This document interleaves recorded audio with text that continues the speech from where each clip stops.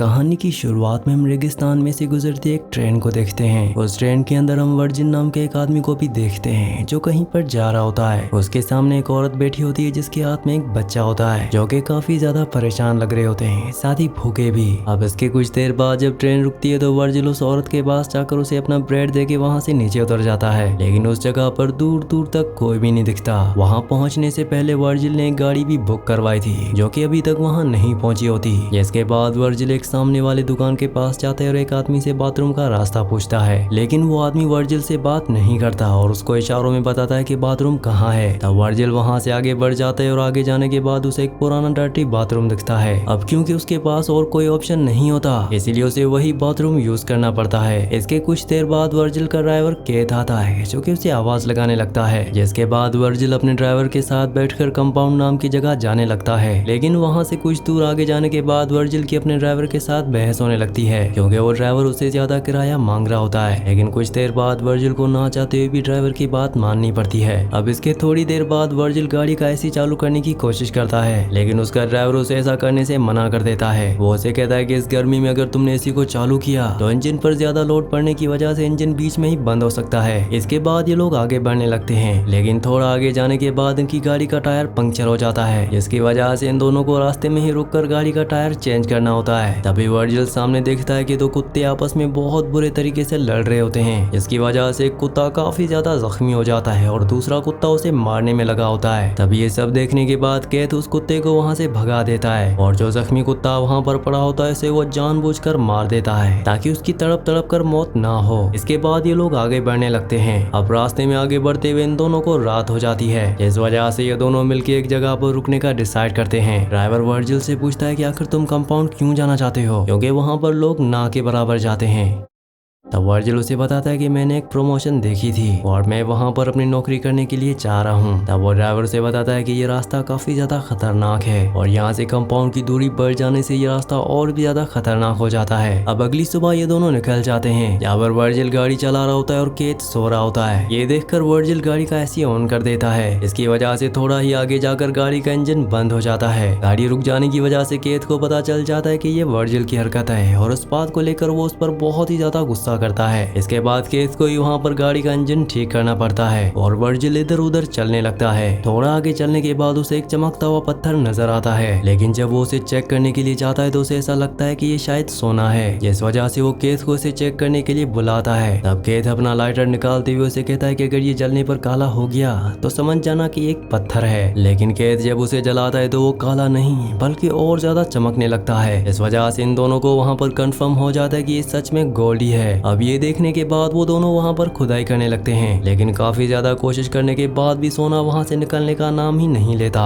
अब वो दोनों मिलकर अलग अलग एक्सपेरिमेंट करके उस पत्थर को वहाँ से बाहर निकालने की कोशिश करते हैं, लेकिन इनका कोई भी तरीका वहाँ पर काम नहीं आता। अब ये दोनों मिलकर उसकी खुदाई में पूरे दिन का टाइम लगा देते हैं, लेकिन इनका काम फिर भी पूरा नहीं होता, जिसकी वजह से वहाँ पर इन्हें शाम हो जाती है। केथ वहाँ पर लकड़ियों के कुछ टुकड़े ले आता है। केथ वर्जिल को बताता है कि यहाँ पर बहुत सारे जंगली कुत्ते हैं जिनका खतरा यहाँ पर बना रहता है। अब ये दोनों वहाँ पर आग जलाकर बैठ जाते हैं, जहाँ पे केथ को बहुत ही ज्यादा खुशी होने लगती है क्योंकि उसे ऐसा लग रहा होता है कि अब उसकी किस्मत बदलने वाली है। कुछ देर के बाद केथ को एक आइडिया आता है। वो वर्जिल को बताता है कि हम दोनों मिलकर भी इस सोने को यहाँ से बाहर नहीं निकाल पा रहे हैं, लेकिन मेरे पास एक आइडिया है। हम शहर जाकर जमीन खोदने वाली मशीन किराए पर यहाँ ले आ सकते हैं, लेकिन उस मशीन को यहाँ पर लाने के लिए हम दोनों में से किसी एक को शहर जाकर उस मशीन को लाना होगा। वीडियो में आगे बढ़ने से पहले आप सबसे रिक्वेस्ट है कि आप में से बहुत सारे व्यूअर्स वीडियो तो देखते हैं लेकिन चैनल को सब्सक्राइब और वीडियो को लाइक नहीं करते, तो आप सबसे रिक्वेस्ट है कि चैनल को सब्सक्राइब और वीडियो को लाइक लाजमी से कर दिया करें। दरअसल केथ चाहता है कि वर्जिल शहर जाकर उस मशीन को ले आए, लेकिन वर्जिल उसे ऐसा करने से मना कर देता है। वो केथ से कहता है कि मैं इस शहर में नया हूँ और ना ही मैं यहाँ पर किसी को जानता हूँ और इस वजह से कोई भी मुझे वो मशीन किराए पर नहीं देगा।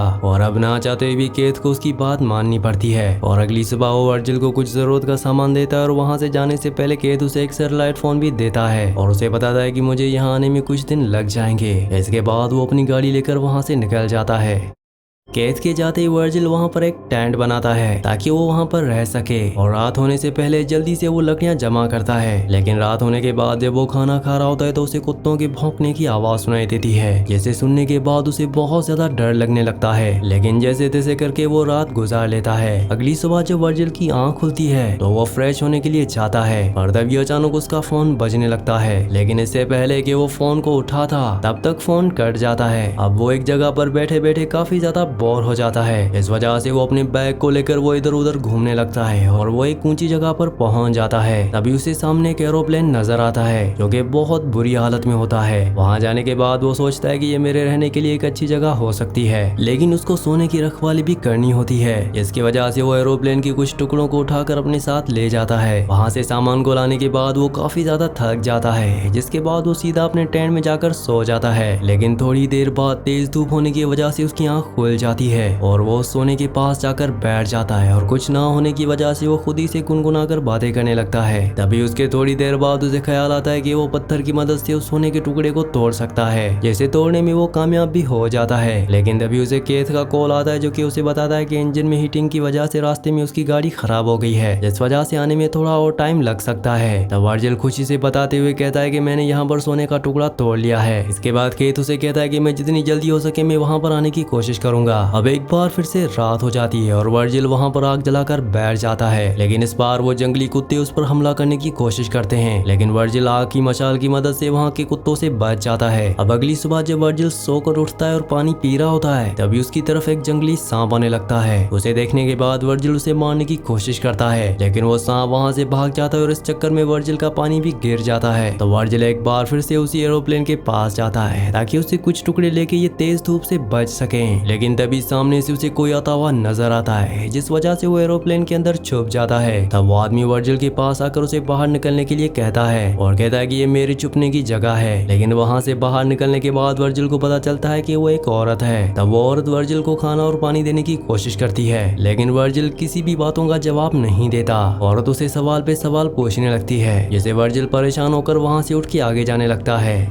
लेकिन औरत उसके पीछे आने लगती है, जिसके बाद वो वर्जिल पर गुस्सा करने लगता है और उसे कहता है कि तुम मेरे काम में दखल अंदाजी मत करो। लेकिन तभी उस औरत को वर्जिल का कैंप दिखाई देता है, जिस वजह से गुस्से में आकर वो उस कैंप को तोड़ने लगती है और वो बार बार गुस्से में आकर वर्जिल को वहाँ से जाने का कहती है। ये देखने के बाद वर्जिल को काफी ज्यादा गुस्सा आ जाता है और वो जाने अनजाने में उस औरत को मार देता है। इसके बाद वो उसके बैग को चेक करने लगता है। वो जरूरत का सामान उसके बैग से निकाल के उसकी बॉडी को पास ही में जाकर दफना देता है। अब उसके कुछ देर के बाद वहाँ पर एक कुत्ता आता है जो कि उस औरत की बॉडी को कब्र से बाहर निकालता है। अब वर्जिल के पास कोई ऑप्शन ना होने की वजह से वो उस लेडी की बॉडी को कहीं ले जाकर जला देता है और ये सब देखने के बाद वर्जिल की आंखों में पानी आने लगता है, क्योंकि कहीं न कहीं वो ऐसा नहीं करना चाहता था। इसके बाद अगली सुबह जब वर्जिल सो के उठता है तो उसे केथ का फोन आता है जो उसे बताता है कि मशीन मिल चुकी है, लेकिन मशीन का वजन ज्यादा होने की वजह से उसे आने में थोड़ा टाइम लगेगा। अब ये सुनने के बाद वर्जिल काफी ज्यादा परेशान हो जाता है, इस वजह से केथ उसे मोटिवेट करता है। तभी वर्जिल को सामने से एक गाड़ी जाते हुए दिखाई देती है, लेकिन सोने की लालच में वर्जिल वहां से नहीं जाता। इसके बाद शाम हो जाती है और फिर से वर्जिल रात के लिए लकड़ियां जमा करता है, लेकिन तभी उसे सामने एक बहुत बड़ा तूफान आता हुआ दिखता है, जिसे बचने के लिए वो अपनी कैंप की तरफ भागने की कोशिश करता है, लेकिन उसके कैंप का सारा सामान उस तूफान में उड़ जाता है। वो अपनी जान बचाने के लिए वहां से भागता रहता है। तभी अचानक एक लकड़ी की टहनी उसके पेट में जाकर घुस जाती है। इसके बाद जब वर्जिल की अगली सुबह आंख खुलती है तो वो लकड़ी उसके पेट में घुसी हुई होती है, लेकिन इसके बाद भी वर्जिल इसी उम्मीद में जी रहा था कि सोना बेचने के बाद उसकी जिंदगी बिल्कुल बदल जाएगी। अब तूफान आने की वजह से वो एरिया पूरा मिट्टी से भर चुका था, जिस वजह से वो पागलों की तरह उस सोने वाली जगह को ढूंढने लगता है। कुछ देर ढूंढने के बाद उसे वो सोने वाली जगह मिल जाती है, जहाँ वर्जिल बैठकर अपने पेट से वो टहनी निकालता है। ये सब करते हुए उसे काफी ज्यादा पेन होता है और ब्लीडिंग भी काफी ज्यादा होती है, इस वजह से वो स्टील की चीज को गर्म करता है और अपने जख्म पर लगा लेता है ताकि उसके जख्म पर कोई इन्फेक्शन ना हो।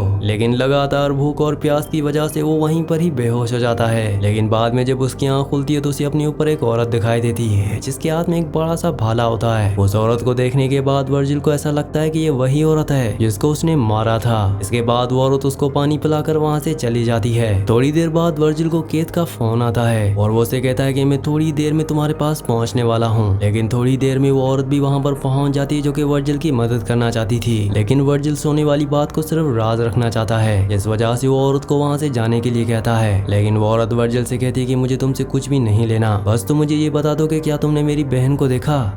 लेकिन तभी वहाँ पर वर्जिल उठकर देखता है कि वहाँ पर चारों तरफ से जंगली कुत्तों ने उसे घेर लिया है, जिस वजह से वो जल्दी से केथ को फोन लगा के रो रो के उसे जल्दी से आने को कहता है। और दूसरी तरफ केथ बोलता है कि मैं जल्दी तुम्हारे पास पहुँचने वाला हूँ। लेकिन अगले सीन हम केथ को देखते हैं जो कि बगल में ही बैठकर उसे दूरबीन से देख रहा था। देखते ही देखते वो सारे जंगली कुत्ते वर्जिल को नोच नोच कर खा रहे होते हैं। और ये देखने के बाद केथ अपनी मशीन को लेकर पहुंच जाता है, जहाँ पहुंचकर वो वर्जिल की लाश को देखता है। और यहाँ पर हमें इसके इरादे के बारे में भी पता चल जाता है। और तभी वो गाड़ी के पीछे से कुछ लेने जाता है, और जैसे ही वो आगे की तरफ मुड़ता है तो एक तीर सीधा उसकी छाती में आकर लगती है। तब केथ इधर उधर देखने की कोशिश करता है, उसे कुछ भी पता नहीं चलता कि आखिर उसे किसने मारा है। लेकिन हमें यहाँ पर पता चलता है कि केथ को उसी औरत ने मारा होता है जो कि वर्जिल के पास अपनी बहन को ढूंढने के लिए आई थी। उसे वर्जिल के बिहेवियर से उस पर शक हो गया था और उसे सोने के बारे में पता चल गया था, जिस वजह से उसने केथ को भी मार दिया था। और इसी सीन के साथ इस मूवी का इस कहानी का एंड हो जाता है। अगली कहानी आप किस मूवी पर सुनना चाहते हैं मुझे नीचे कमेंट्स में जरूर बताना। और अगर ये वीडियो आपको पसंद आया हो तो वीडियो को लाइक और चैनल को सब्सक्राइब लाजमी से कर देना।